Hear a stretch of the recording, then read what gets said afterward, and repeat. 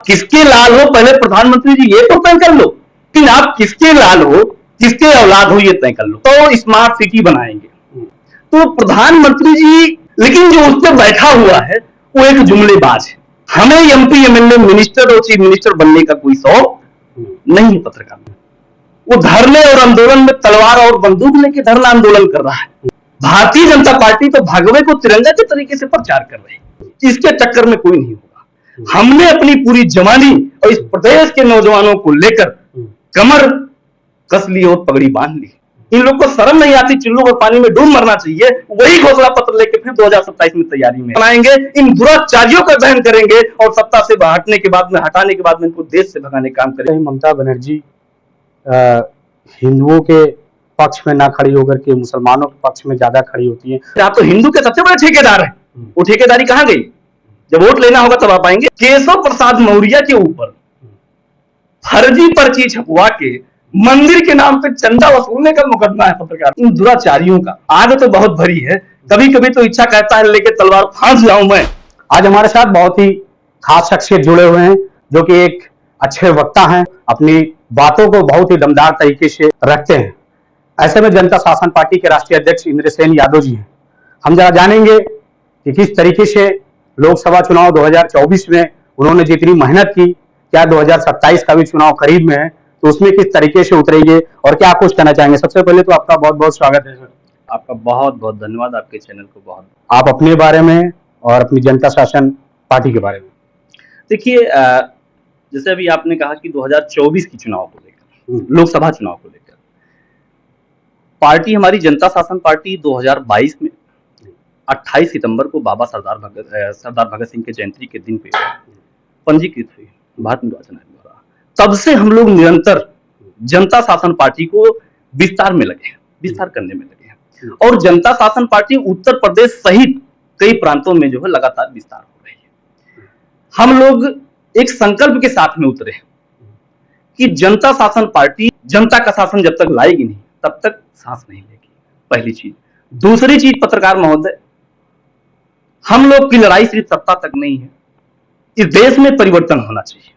क्योंकि लड़ाई सिर्फ जिसकी सत्ता तक होती है वो सत्ता पाने के बाद में जनता के मूल मुद्दों को भूल जाता है। लेकिन हम लोगों की लड़ाई जो है वो जनता की जो है मूल मुद्दों की लड़ाई है और परिवर्तन की लड़ाई है। जैसे अभी आपने लोकसभा की चर्चा किया, हम लोगों ने जो है उत्तर प्रदेश सहित कई अन्य प्रांतों में भी लोकसभा की चुनाव की तैयारी में पूरी थे। लेकिन जब जनता शासन पार्टी जो है पूरी दमखम के साथ में उत्तर प्रदेश के मैदान में जब उतरी तो कुछ पक्ष और विपक्ष के लोगों ने हताहत होने का खबर जब उनको महसूस जब होने लगा कि नहीं हमारा कुछ नुकसान हो सकता है इससे, तो लोगों ने जो है अधिकतर जनता शासन पार्टी के पर्चे को खारिज कर दिया। लगातार हम ये भी देखते हैं कि आप लोग सत्ता पक्ष को हटाना चाहते हैं जी। विपक्ष काफी तेजी से मुखर होता है, चाहे लोकसभा हो चाहे विधानसभा हो, हर जगह पे ये देखने को मिलता है। मगर वो लगातार 2014 से 2 करोड़ नौकरी को लेकर के आए थे। इंद्रसेन यादव जनता शासन पार्टी 2027 के उत्तर प्रदेश के चुनाव में क्या लेके आएगी विशेष? देखिए, हम लोगों की जो लड़ाई है 2014 में जो भारतीय जनता पार्टी ने बड़े लंबे लंबे वादे किया, बहुत लंबे लंबे वादे किए। सारे दावे और वादे सब खोखले थे। उनके वादे और दावे जो होते हैं वो सिर्फ जो है अलमारियों में पेपरों में सजा के रखे रहते हैं, जमीन पे वो लोग उतार नहीं पाते हैं। उन्होंने जाति धर्म के मुद्दे को लेकर बढ़ावा दिया, आपस में भाई भाई को बांटने का काम किया, यहां तक भगवान को भी बांटने का काम किया। अब हमारे महापुरुषों के पीछे पड़े हैं, उनको भी जाति में लपेटने का काम कर रहे हैं। प्रधानमंत्री जी ने जो है हर वर्ष नौजवानों को 2 करोड़ नौकरी देने की बात कही थी, लेकिन वो तो जुमलेबाज है, वो तो जुमलेबाज है।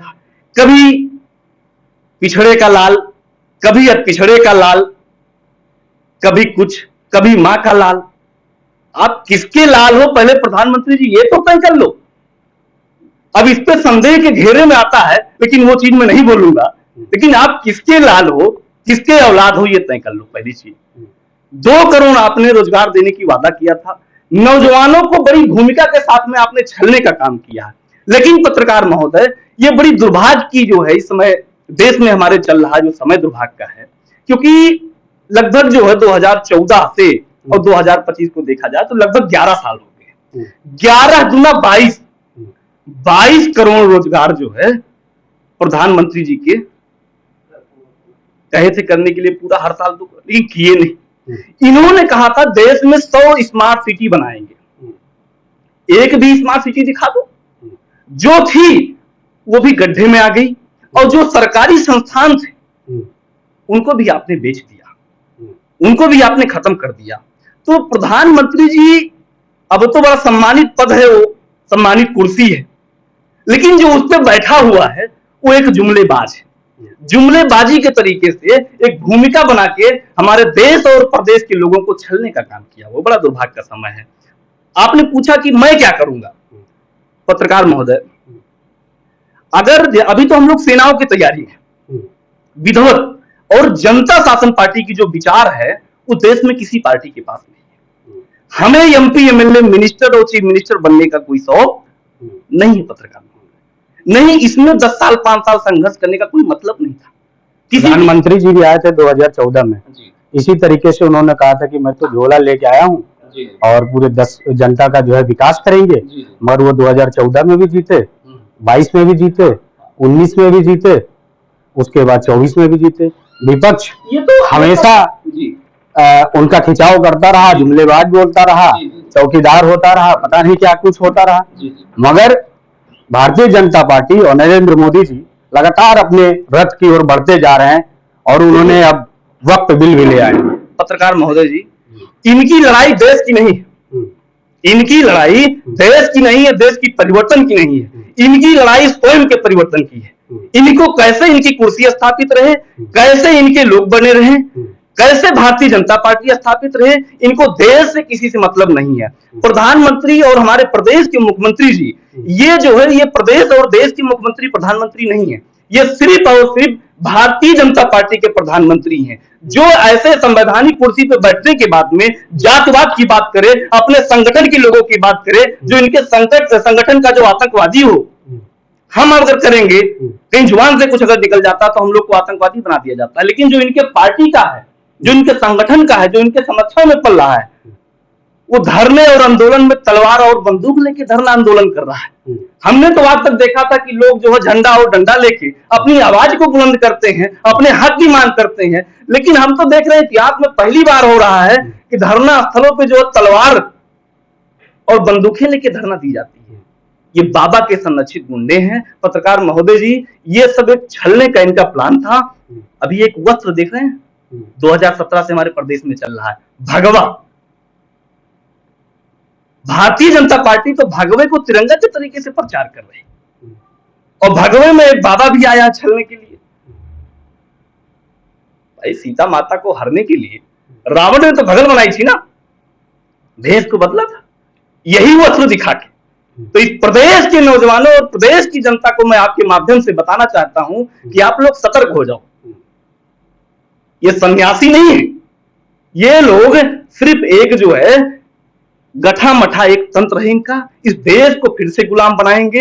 ये उसी खागा पे चल रहे हैं। ये अंग्रेजों के लोग हैं, जो अंग्रेजों के भाई हैं, ये उन्हीं के भाई।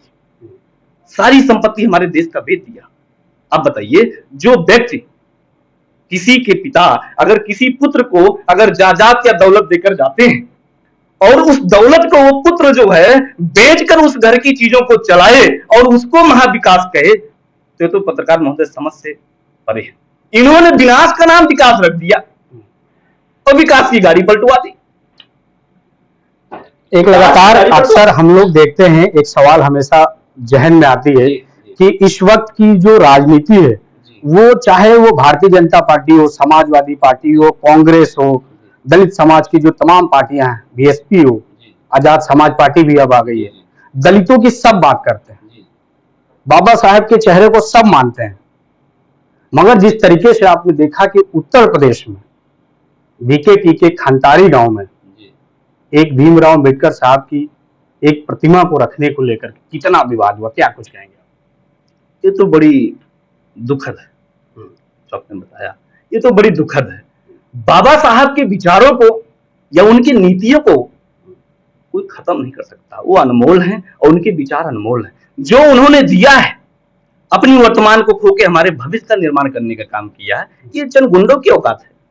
आपने देखा तो अभी 14 तारीख को पूरे देश में जलसा, बाबा साहब के गुणगान, भजन कीर्तन, बाबा साहब की जय जयकार हो रही, पूरा प्रदेश रंग बिरंगा है, पूरा देश रंग बिरंगा है। इसको देखने के बाद में ऐसा लगा कि इन चंद गुंडों की या उनके विरोधियों की क्षमता नहीं है उनके विचारों को खत्म करने की। पत्रकार महोदय, मैं आपके माध्यम से भारतीय जनता पार्टी के नेताओं को बताना चाहता हूं कि आप अगर हमारे पूर्वजों पे उंगली उठाओगे, हमारे पूर्वजों के विचार को खत्म करने की बात करोगे, तो ये आपकी खैर नहीं होगी। अभी आपने वो क्षमता देखी नहीं लोगों की, आपके बस की बात नहीं होगी संभालने की। जब ये जनता लाठी और डंडा लेकर रोड पे आएगी, हमारे देश के जो सच्चे राष्ट्रवादी थे उन लोगों ने अंग्रेजों का सामना किया लाठी से, इस देश के लिए खून बहाया। आपकी कोई इतिहास रहा हो देश की आजादी में, आप दिखा दो, आप बता दो।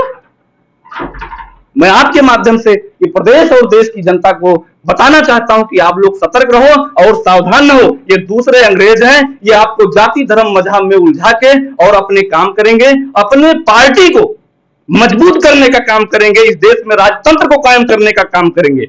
लेकिन जब कभी भी इस देश में प्रदेश में संकट का समय आता है तो कहीं ना कहीं कोई किसी न किसी रूप में प्रकट होता है। उत्तर प्रदेश के 2027 के चुनाव में इंद्रसेन के सामने सबसे मजबूत चेहरा वो कौन होगा? कौन सी पार्टी होगी? समाजवादी पार्टी होगी या फिर भारतीय जनता पार्टी होगी या फिर और कोई जो तमाम सारी हैं? देखिए, जनता शासन पार्टी इस प्रदेश में सबसे मजबूत पार्टी होगी, इसके टक्कर में कोई नहीं होगा। हमने अपनी पूरी जवानी और इस प्रदेश के नौजवानों को लेकर कमर कस ली और पगड़ी बांध ली। भाजपा हो, सपा हो, बसपा हो या तथाकथित और जो भी दल हो, किसी की क्षमता नहीं होगी, क्योंकि हमें सत्ता तक का कोई लालसा नहीं है कि हम सत्ता तक ही सीमित रहे और सत्ता की लालसा है। हमें इस प्रदेश में परिवर्तन चाहिए। मैं तो कभी कभी पत्रकार महोदय जब चिंतन करता हूं इस प्रदेश की स्थिति पे, तो बड़ी चिंता होती है कि आज जिस विधानसभा क्षेत्र में लोग 2022 में गए थे या 17 में गए थे या पूर्व चुनाव में गए थे लोग, और जिन जिन वादों का वादा करके ये लोग आए थे, घोषणा पत्र में अपने ऐड किए थे, इन नेताओं को शर्म नहीं आती कि वही घोषणा पत्र लेके 27 में फिर तैयारी है। अगर इस जिस विधानसभा क्षेत्र में हम लोग खड़े हैं या प्रचार करें, प्रसार करें, अपनी घोषणा पत्र दें जनता को और विश्वास दिलाएं कि आप लोग मुझे अवसर दीजिए, मैं आपके कल्याण और उत्थान के लिए, अच्छी शिक्षा, स्वास्थ्य व्यवस्था और सड़क नाली पानी के लिए आपके लिए काम करूंगा मैं, और जब हमें विधायक बना दे तो हम भी गायब हो जाए, हमारा घोषणा पत्र भी गायब हो जाए। इन लोग को शर्म नहीं आती, चिल्लों को पानी में डूब मरना चाहिए। वही घोषणा पत्र लेके फिर 2027 में तैयारी में है। जनता जानती है और जनता शासन पार्टी को अवसर देने जा रही है और 2027 में हम लोग पूर्ण बहुमत की सरकार बनाएंगे, इन दुराचारियों का दहन करेंगे और सत्ता से हटाने के बाद में इनको देश से भगाने का काम करेंगे, क्योंकि दूसरे अंग्रेजों की हमारे देश में काम नहीं। पत्रकार महोदय, 2027 के चुनाव में जनता शासन पार्टी और इंद्रसेन यादव कौन कौन से मुद्दे होंगे जो जनता के बीच में आप लेके जाएंगे और प्रदेश की जनता आपको चुने? इस प्रदेश की मूल जरूरतों की हमारी लड़ाई है। हमारे पूरे प्रदेश में आज जो 26-27 करोड़ की जनसंख्या हमारे प्रदेश में, उत्तर प्रदेश में है, देश में सबसे बड़ा प्रदेश है, और हमारे आज तक जितनी भी सरकारें हमारे उत्तर प्रदेश में बनी हैं, सभी ने उत्तर प्रदेश को उत्तम प्रदेश बनाने का घोषणा करके और प्रदेश को हरने का काम किया है। लेकिन जनता शासन पार्टी जनता के मूल मुद्दों पे, पहला तो हम सबकी लड़ाई है इस देश के लिए शिक्षा और स्वास्थ्य सुरक्षा। ये तीन चीजें बड़ी है, हमें बड़ी तकलीफ होती है पत्रकार महोदय। एक 2 साल बच्चियों के साथ में गैंगरेप हत्या हो रहे हैं, कानून व्यवस्था हमारी प्रदेश की चरम पे है, एकदम ध्वस्त है पूरी एकदम। बाबा हमारे कहते हैं राम राज स्थापित है, लेकिन अगर चश्मा भारतीय जनता पार्टी और संघ वाला उतार के देखें तो इस देश में जंगल राज स्थापित है। कोई ऐसा जिला नहीं बचा है कि डेली जो है गैंगरेप, हत्याएं, लूट घसोट डेली ना हो रहे हो। तो हम लोग की पहली मुद्दा, जनता शासन पार्टी की जो पहली मुद्दा होगी उस प्रदेश से शिक्षा, स्वास्थ्य, सुरक्षा, इसको अहम पिलाएंगे। आप जैसे भी देखिए हमारे प्रदेश में मेडिकल कॉलेज या पीजीआई, पूरे प्रदेश के लोग आते हैं, तमाम फोन हम लोग के पास में आते हैं कि भैया एडमिट करा दीजिए, नहीं लोग गेट पे ही दम तोड़ देते हैं। ये हमारे प्रदेश की दुर्भाग्य होती है। लेकिन जनता शासन पार्टी को अवसर मिलेगा तो हर जिले में एक मेडिकल कॉलेज बेहतर रूप से स्थापित करने का काम करेगी और केजी से लेकर पीजी तक शिक्षा को मुक्त करने का काम करेगी, हर वर्ग के गरीब बच्चों को मुफ्त में शिक्षा देने का काम करेगी। और जो हमारे प्रदेश के लोग आज बाहर अन्य प्रदेशों में पलायन करने जाते हैं, उनको उत्तर प्रदेश में उद्योग व्यापार का, उनके रोजगार का व्यवस्था करने का काम करेंगे। हम लोगों की एक और प्लान इसमें नौजवानों के लिए है कि हम लोग जो है राष्ट्रीय रोजगार गारंटी योजना का अधिनियम लागू करेंगे, जिसके तहत में शिक्षा के आधार पर परिवार में कम से कम एक व्यक्ति को नौकरी मिलनी चाहिए। नौकरी ना मिलने तक उसकी अस्थायी रूप से बेरोजगारी भत्ता उसको मिले, जब तक उसको अस्थायी रोजगार ना मिल जाए। दूसरी चीज, नौजवानों के लिए आज तक किसी पार्टियों ने राष्ट्रीय युवा आयोग के गठन का मांग नहीं किया, लेकिन ये जनता शासन पार्टी आज विपक्ष में है, राष्ट्रीय युवा आयोग गठन के लिए, उनके संरक्षण के लिए मांग करती है। जब उस लायक की जनता बनाएगी तो हमारा पहला मुद्दा होगा, उसको खत्म करने का काम करेंगे।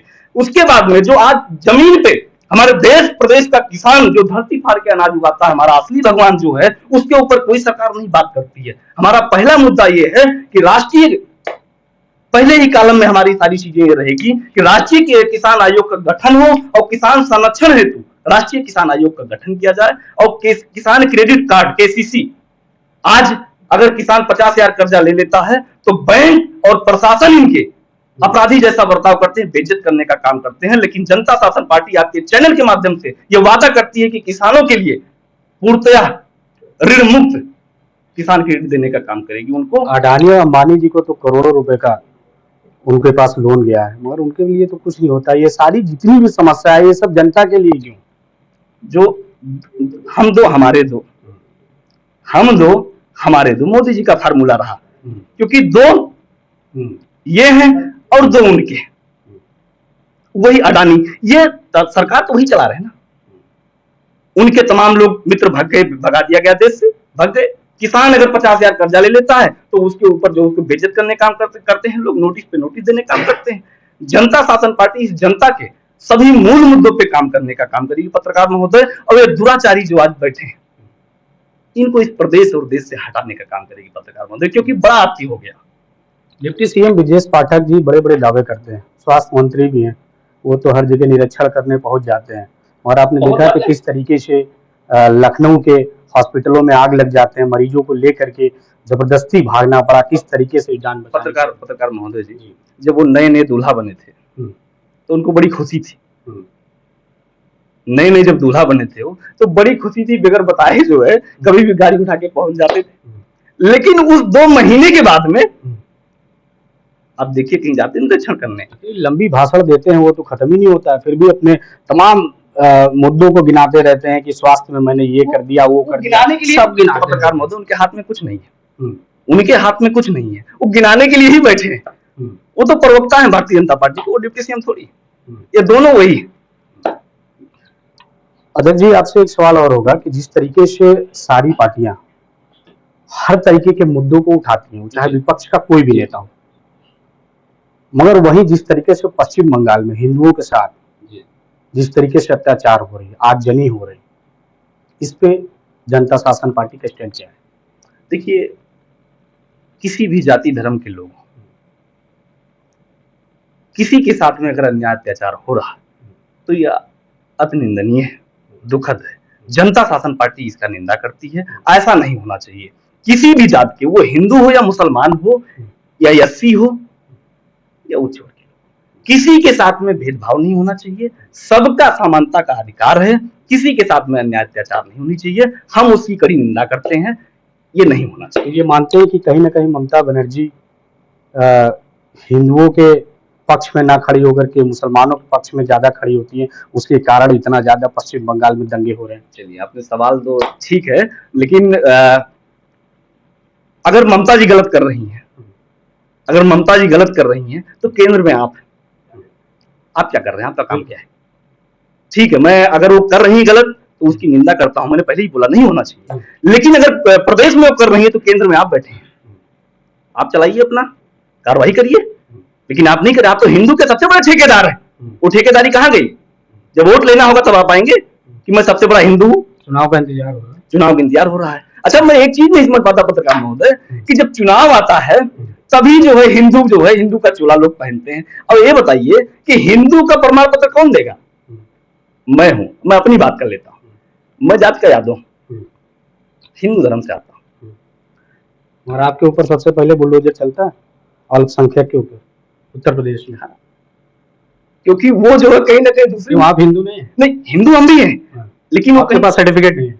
हाँ, उनके पास जाएंगे फिर दूध के धुले हो जाएंगे, मोहन लग जाएगा। लेकिन पत्रकार महोदय ऐसा हिंदू नहीं बनना है। वो हमारा बाप ने हमको हिंदू बना दिया है, यादव है, उनके जाति प्रमाण पत्र पे हमें इनका सर्टिफिकेट हमको नहीं चाहिए। ये तो आरएसएस वाला सर्टिफिकेट दे रहे हैं। अब देखिए तमाम लोग इनके साथ में गए। कौशल निगम का घोटाला चंद्रबाबू नायडू के ऊपर, साथ में दूध के धुले हो गए। हार्दिक पटेल जी थे, वो छात्र जो है राजनीति जो है जेएनयू से निकले थे, हम सबके साथी थे। उन्होंने अपने विचार को परिवर्तन करके गुजरात के चुनाव में जाके भारतीय जनता पार्टी का दामन थाम लिया। देशद्रोह का मुकदमा था, वापस हो गया पत्रकार महोदय। जो उनके साथ जाता है वो दूध का धुला हो जाता है। लेकिन अभी आप डिप्टी सीएम की बात कर रहे थे, ब्रजेश पाठक की, केशव प्रसाद मौर्य के ऊपर फर्जी पर्ची छपवा के मंदिर के नाम पे चंदा वसूलने का मुकदमा है पत्रकार महोदय। लेकिन भाई साहब अभी तक मुकदमा वापस नहीं ले पाए। दूल्हा बने, दूल्हा बन के रहे, जिंदाबाद मुर्दाबाद करते रहे, डिप्टी सीएम का काम ना करके भारतीय जनता पार्टी के प्रवक्ता काम करते रहे। वक्फ संशोधन बिल भी आया जी, इंद्रसेन यादव किसके पक्ष में? संशोधन की या जो पहले था वही? जो पहले था। कारण ये कि आप अभी आज मुसलमानों को आपने अपने छत पे नमाज पढ़ने के लिए आपने पाबंदी लगा दिया। मुसलमानों को अपने छत पे नमाज पढ़ने के लिए पाबंदी लगा दिया, तेज माइक चलाने के लिए उसकी पाबंदी लगा दिया है। और आप आज कह रहे हो कि उनकी संपत्ति लेके हम गरीब मुसलमानों का जो है भला करेंगे, ये मक्कारी चलेगी भाई? ये तो गलत है ना भाई। उसका जो था भाई, आज आप उन्हीं की संपत्ति लेके ये कहिए कि आपके पास में कुछ बचा नहीं बेचने के लिए। आपकी निगाहें देश की तीसरी संस्था थी, आप उसकी निगाहें उस पर टिकी थी। ये बहुत ही गलत है, क्योंकि देखिए किसी भी धर्म, आज संविधान ने सबको अधिकार दिया है। आप अपना मंदिर बनाते हैं, सारी चीजें करते हैं, उनका भी हक अधिकार है। आप क्यों उनको जलील करने में लगे हैं? कि आपके साथ नहीं है इसलिए? आप तो बड़ी नेतवर लाली करते हैं। आज उन्हीं की संपत्ति, जिस व्यक्ति को आप अपने छत पे नमाज पढ़ने का परमिशन न दे रहे हो, उनकी संपत्ति लेके गरीब मुसलमानों का भला करेंगे, ये होशियारी चलेगी आपकी? नमाज सड़कों पर नहीं होगा, मगर सड़कों पर तलवार लेकर के लोग घूम रहे हैं। हाँ, उत्तर प्रदेश में वही चीज है ना। आज वो भी अभी चोला पहन ले। अभी देखिए बगल में अभी चंद दिनों पहले करनी सेना वाले, आपको जो है अगर धरना आंदोलन देना है, अपनी बात को रखनी है, तो शासन प्रशासन की मंशा को आपको ध्यान में रखते हुए आप अपनी आवाज को बुलंद करिए, अपने झंडे को बुलंद करिए, अपनी आवाज को उठाइए। अगर आपके महापुरुषों पे कोई कमेंट किया, आपको ऐसा लग रहा है, तो आप कानून का सहारा लो ना। कानून का सहारा लो कि आपकी तलवार और बंदूक लेके आप दौड़ोगे जो है वहां पे रैली में, आप आवाज उठाओगे, गोली मारने की बात करोगे। ये लोग भूल जाते हैं पत्रकार महोदय कि दो मुहा तलवार होता है, घूम भी सकता है, संभालने बस की बात नहीं है, संभाल नहीं पाएंगे झटका। लेकिन ठीक है, हम लोग शासन प्रशासन की नियम कानून का पालन करते हैं, कद्र करते हैं, क्योंकि हम लोग जो है इस देश में हम लोगों का बहुत ही योगदान रहा है, इनका कोई योगदान नहीं था। आज चंद चीजों में गुमराह करके आप पा गए हैं सत्ता, तो उसका कदर नहीं कर रहे हैं, आप उसी में लगे हुए हैं। जिन्होंने आपको अधिकार दिया उसको समझने के राजी नहीं है, जिस सर्टिफिकेट से आपको वोट पड़ा उसको मानने के तैयार नहीं है। क्या मानेंगे? दादागिरी चलेगी, राजतंत्र चाहते हैं, लेकिन हम लोग ऐसा नहीं होने देंगे। जनता शासन पार्टी, भारतीय जनता पार्टी की ये तमाम जो खंडन करने वाली, बांटने वाली जो नीतियां हैं और ये गलत नीतियों पे जो काम कर रहे हैं, इसकी कड़ी निंदा करती है। हम लोग इसी सबको सुधारने के लिए निरंतर मेहनत कर रहे हैं, जनता के बीच में जा रहे हैं, जनता को बता रहे हैं, और जनता शासन पार्टी को अपना प्यार दुलार दे रही है, साथ दे रही है। जनता कह रही है कि भैया परिवर्तन की लड़ाई हम सभी को चाहिए, आप आगे आओ, हम लोग साथ में हैं, हर तरीके से साथ में है। तो ये जनता ही हौसला पत्रकार महोदय हम सबकी बढ़ाती है, और लोग बढ़ाए हैं। 2027 में हम लोग बगैर हमारे की प्रदेश की सरकार में किसी का। एक आखिरी सवाल इंद्रसेन जी आपसे, 2027 के चुनाव में जनता शासन पार्टी चुनाव अकेले अपने दम पे लड़ेगी या किसी के साथ गठजोड़ करेगी? ये पत्रकार महोदय समय आने पे, अभी तो हम लोग अकेले तैयारी में हैं, पूरे प्रदेश में 403 सीटों पे तैयारी में है, और तैयारी हमारे कार्यकर्ता, पदाधिकारी, सारे नेता पार्टी के सब लोग लगे हुए हैं। हम लोग अकेले लड़ने की तैयारी में, लेकिन कोई ये समय आने पर खुलासा किया जाएगा। अगर कोई जनता शासन पार्टी के नीति और विचारों को एक्सेप्ट करके सहमति पत्र बना के, तब तो भविष्य की बात है, सोचा जा सकता है। हमारे तमाम नेतागण हैं, सबसे राय मशवरा लेने के बाद वो चीजें होती है। लेकिन इन दुराचारियों का क्या, लंबी बातें हो जाएगी पत्रकार महोदय, आग तो बहुत भरी है।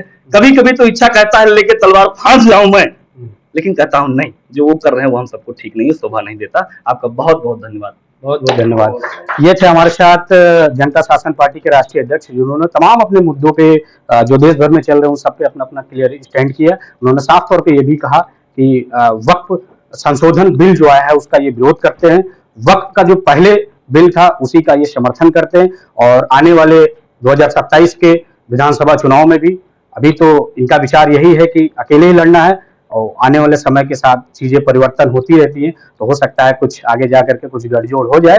तो ऐसी खास रिपोर्ट देखने के लिए बने रहिए। कैमरा पर्सन धनंजय के साथ सनी शाह, लखनऊ।